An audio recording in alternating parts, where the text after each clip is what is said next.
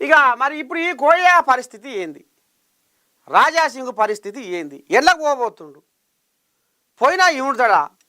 మరి ఈయన పక్క హిందుత్వవాది. మరి బీజేపీ అన్న అవకాశానికి రంగు పూసుకుంటుందేమో కానీ ఈ రాజాసింగ్ పూసుకోవడం అనేది ముద్ర వేసుకుడు తెలంగాణలో. ఎందుకంటే ఇక మరి ఒకప్పుడు ఒకే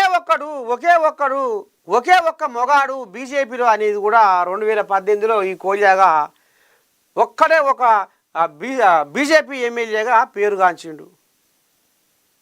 ఒకే ఒక్క మొగోడు అనిపించుకుండు. హిందుత్వాన్ని భుజాల మీద వేసుకొని మొత్తం నరనరాన పాకించుకుండు.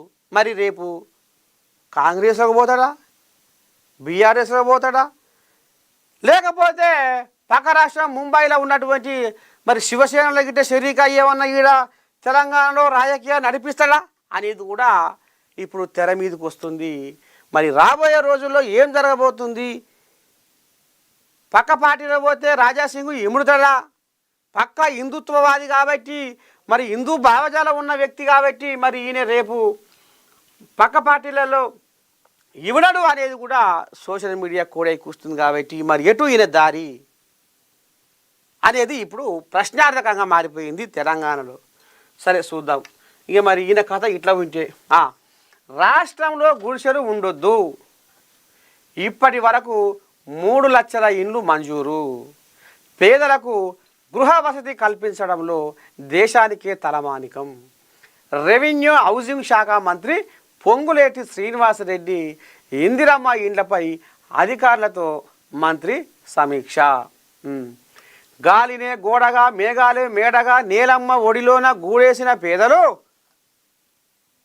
వానొస్తే వరవర గాలి వస్తే గలగల అన్నవో రామచంద్ర అని అఘోరించే పేదలు, వసవసాని రెక్కలు ముక్కలు చేసుకొని కన్న కష్టం చేసే కంటి నిండా కునుకులేని పేదలు, అగో గసవంటి పేదోళ్ళ గుడిసెలు ఏడగాన రావద్దు అంటే నిజమైన లబ్ధిదారునికి గుడిసెలల్లో మరి వానకు తడుచుకుంటా ఎండకు ఎండుకుంటా కాలం తీస్తున్న ఎవరైతే నిరుపేదలు ఉన్నారో అటువంటి నిరుపేదల గూళ్ళు గుడిసెలుగా ఉన్నాయి. కాబట్టి ఆ గుడిసెలు రానున్న రోజుల్లో కనపడొద్దు నా కంటికి అని కండ్లపగిచ్చి చూస్తుండు పొంగులేటి శ్రీనివాసరెడ్డి.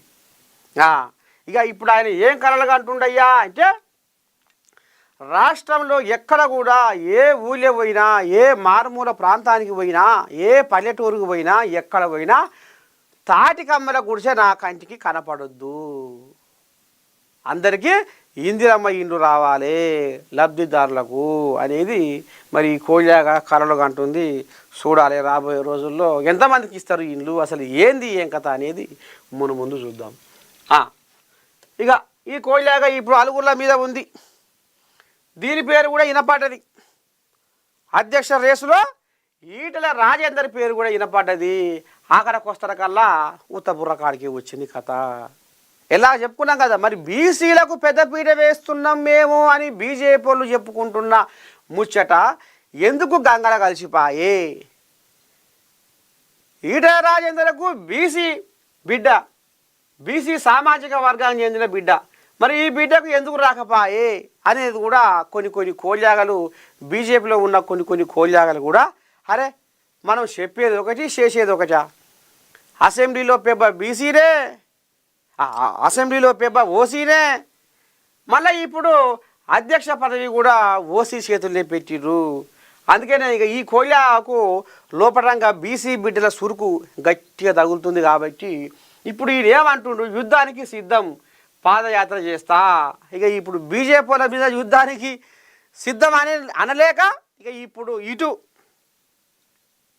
ఏది కాంగ్రెస్ వాళ్ళ మీదకి యుద్ధానికి సై కొడుతుండు.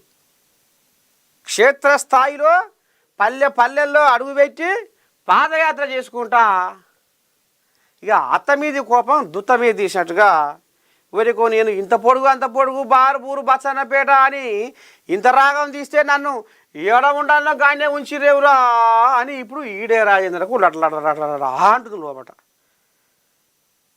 ఇక వాళ్ళని అనలేక ఇటు ఇక నేను పాదయాత్రకు సిద్ధమవుతున్నా, యుద్ధానికి నేను సిద్ధమవుతున్నా. అనేది ఇప్పుడు ఈ కోయిలాగా ముంగటేసుకుంది. ఇక ఈ కోయిలాగా కథ ఇట్లా ఉంది. బనకచర్లకు బ్రేక్. ఏపీ